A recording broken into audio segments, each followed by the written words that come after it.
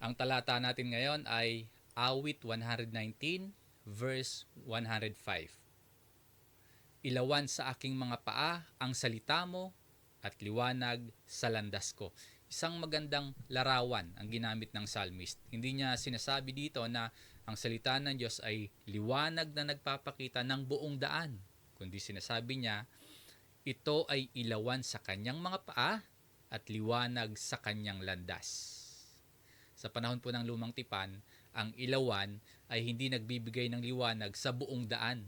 Hindi nagbibigay liwanag sa buong lugar mismo. Ang ilawan po ay sapat lamang upang makita ang susunod na hahakbangan. Dito natin makikita ang pangunahing katotohanan ng talatang ito.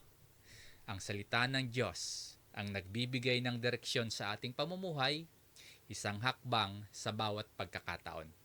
Madalas gusto nating malaman ang buong plano ng Diyos para sa ating buhay.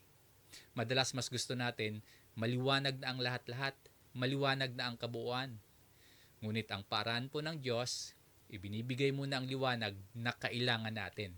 Sapat na liwanag na kailangan natin ayon sa sitwasyon at ayon sa ating pangangailangan upang gawin ang susunod na tamang hakbang sa pagsunod sa Diyos.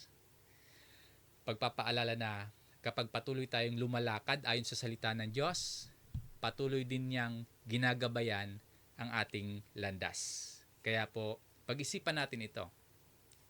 Ang mga pagpili at mga desisyon ba natin ay ginagabayan ng salita ng Diyos o baka naman ng sariling karunungan lamang natin?